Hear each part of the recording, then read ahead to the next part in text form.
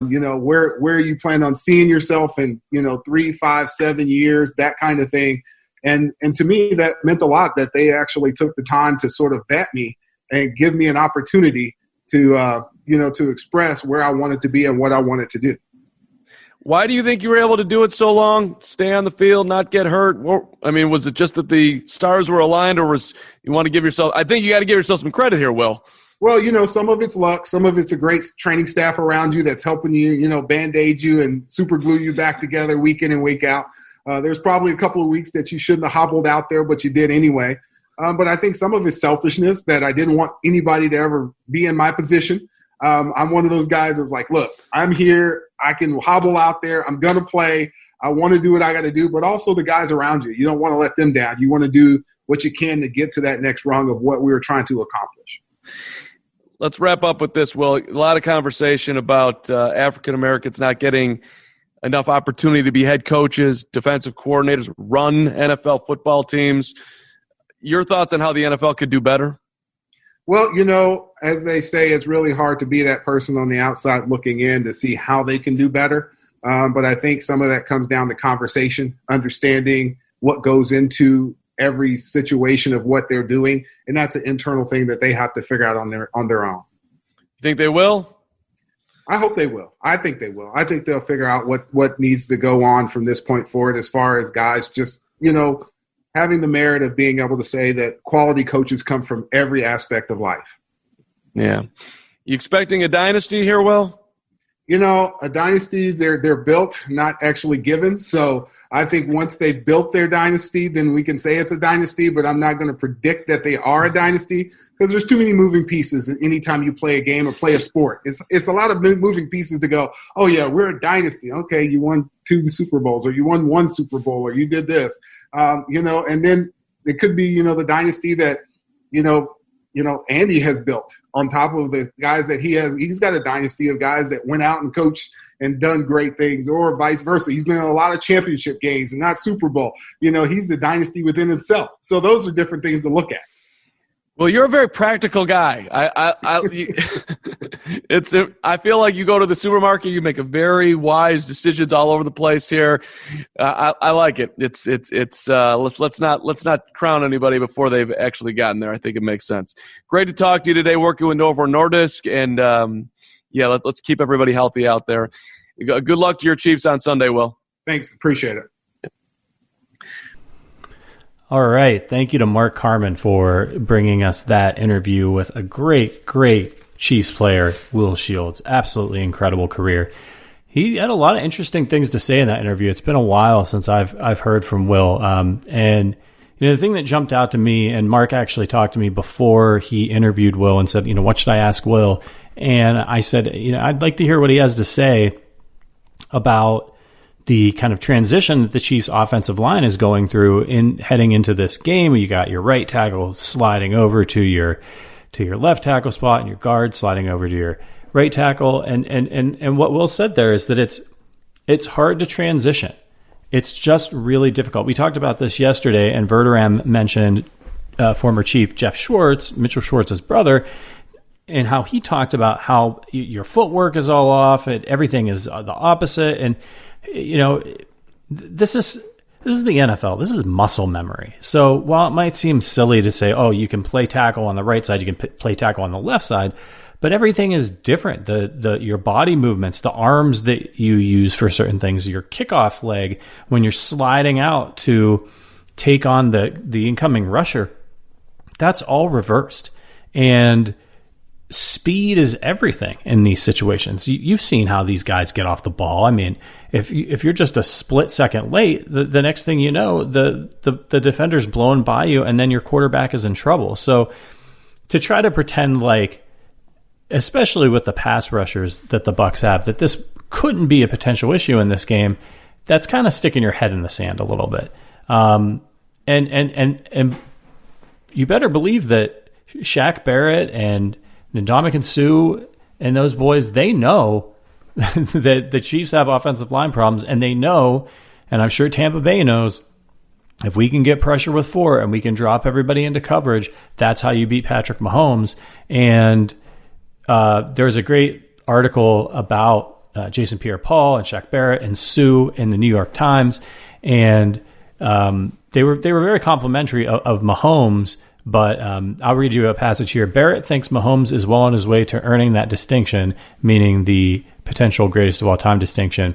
But he argues that the Buccaneers defense with a pass rush led by him, Pierre-Paul, Sue can slow down the passing of that torch. While Mahomes is hoping to collect a second Super Bowl ring, Brady is one win away from his 7th.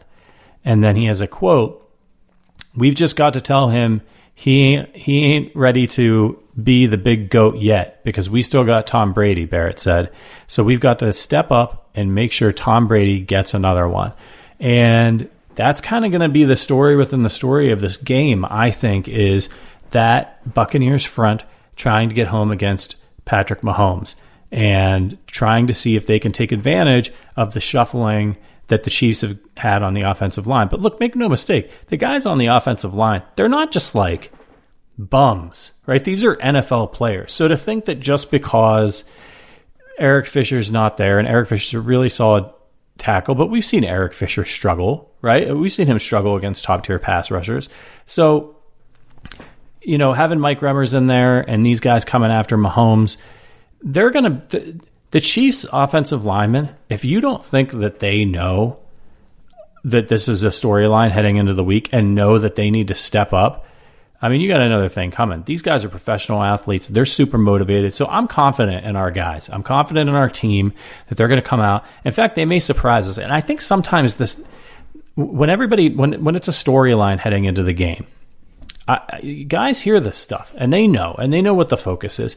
And I think sometimes it brings out the best in people. Do you remember when the Chiefs were in that playoff game against the Colts? And I think it was the year the Colts won the Super Bowl, 2006, maybe 2007. This is where Verderame comes in handy because the man knows everything. He remembers every single little detail about everything. But that was the year that the Colts could not stop the run to save their lives. And the Chiefs I think they got in at like 9-7 or something like that.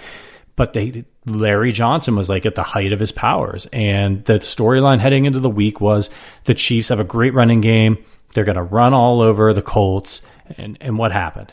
They couldn't run the ball a yard. Now, yes, the Colts got Bob Sanders back for that game. He was absolutely incredible. He was flying around the field, but he was just one guy. Come on.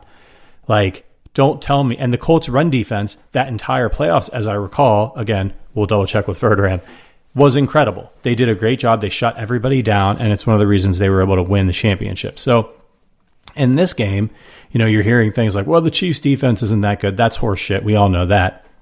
And you're hearing about the offensive line. So don't be surprised if these guys really step up and have a hell of a game and do a great job of protecting Patrick Mahomes. And another thing Will said that we should take into account here is he said that the Chiefs have the pieces. They have the skill players in place to make it a little bit harder for these Tampa Bay pass rushers to get home. Now, remember, they've got Tyreek Hill. They've got McCole Hardman. They've got fast, speedy guys, and they've got players that can block, like Darrell Williams can get in there and he can help block in the run game. And Andy Reid, we've got Andy Reid. Andy knows that this is part of the game, right? That the offensive line protecting Patrick Mahomes is part of the game. So you're probably going to see a lot of rollouts, a lot of screens, some bootlegs. You're going to see some chipping with the tight ends and with the running backs. You're going to see protection on different sides. He's going to be ready for this. And they're going to have some quick hot routes in there as well so that if somebody gets beat, Pat can get the ball out. Pat's aware of this. Pat knows what's happening. He's the best in the game. So I still feel pretty good. Is it ideal? Like Verderame was saying yesterday on the show, no, it's not ideal. But at the end of the day, we've got Patrick Mahomes. We've got the best team in football. And all they need to do is go out there and execute. This line has been decimated by injuries and moving parts all season long. And they lost one game as a team. One game. And I really wouldn't put that on the offensive line. So they're ready. They're ready. They're going to be able to get the job done. I'm super confident in that. And the other thing that I thought was really interesting was Will Shields talking about Mahomes being the trigger man. A lot of times the trolls on the internet, right? You'll see them, oh, Mahomes, he's just got all these weapons. And yeah, he does have weapons. But Will Shields made a really great point. If you don't have the quarterback, if you don't have the guy, the trigger man to bring them all together, it's not going to work out. I mean, we saw this very similar team with similar weapons with Alex Smith, and I think they led the NFL in offense that year, and they were really great stretching the field, but they couldn't get it done in the playoffs. They couldn't get it done against some of the elite teams. And as much as we all love Alex Smith, we know he had limitations.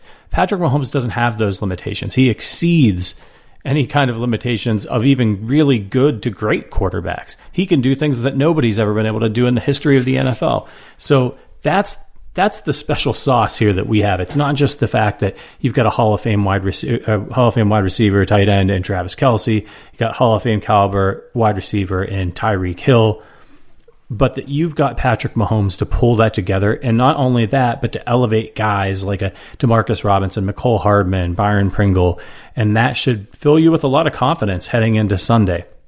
I did think it was funny that Will didn't think that he doesn't like the moniker of America's team. That always annoyed me when I was growing up as well. I mentioned that on the podcast where we talked about where Willie Roof said that the Chiefs are America's team. But I'll tell you what, like I said, I'm a Chiefs fan, man, and I love it. Bring it on. Yeah, let's be America's team for a while. I'm okay with being a little bit arrogant. Why not? This is our chance to do it. And I got to say, picking Tony G over Kelce, that's a tough one too. Look, again, this is one of those situations where we've got the whole career of Tony Gonzalez to look at and be like, this guy's amazing. And I thought, Will's really smart. And as Mark mentioned in the interview, a super practical guy. You know, he's looking at the situation. He's like, hey, man, like, it is a different era, you know? Like, you got to take these things at face value. They weren't throwing the ball like they are now. So Tony doing what Tony did in that era is really, really impressive. Now, does that mean that it's not impressive what Kelce's doing? No, I mean, I think it means that it's just as impressive because now you've got Travis Kelce who's performing in an era where they are throwing the ball a lot, where the tight end position has changed and it's become like a big-bodied wide receiver type of position. And yet he's still the best. He's still putting up historic numbers when everybody else is chucking the ball to tight ends and the position has changed. So, man, it's a toss-up. I don't know who I'd take. I think I'd take Kelce, but I think it has a lot to do with Mahomes because I've seen what Kelce can do with a quarterback like Mahomes, and we never really saw Tony G with a quarterback that was on the level of Patrick Mahomes and the kind of offense that the Chiefs have right now. I wish I could see it, but I never have. So I'm just going to go with that Kelce-Mahomes connection. I think it's so special. I think it's up there with Montana and Rice and some of those great quarterback-receiver connections in the past. And but boy, what I'd pay up to see Tony G just play one game with Patrick Mahomes. And I thought it was nice he talked about Marty Schottenheimer as well. Really interesting fact that the Chiefs were the only team to talk to Will Shields at the East-West Shrine game.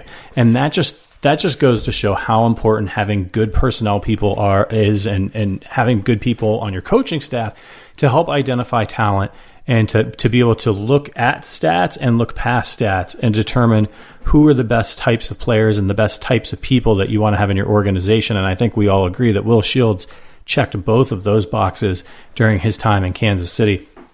And it's one of the reasons why the Chiefs have Patrick Mahomes is because Brett Veach was on this guy when other people were considering him an air raid quarterback who wasn't going to be able to hold up in the NFL, and look what he's doing now. So really, really important. It's not just luck. You need to have good personnel people. You need to have good infrastructure in your organization to find players like Will Shields and Patrick Mahomes.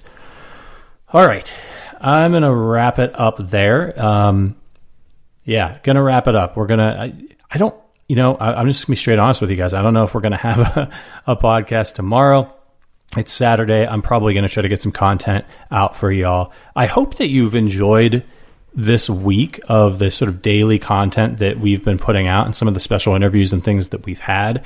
We get a lot of really great stuff for Super Bowl week, and I was really excited to share it with you all. I know maybe it can be overwhelming if you're super busy right now and you haven't had time, and all of a sudden you fire up the old Arrowhead Addict podcast in your app store and you see that you've missed 5 episodes. I hope that you're not getting too many notifications and feeling spammed or anything like that. We just want to bring you lots of great content. We've got some other special announcements and things coming up in the near future here.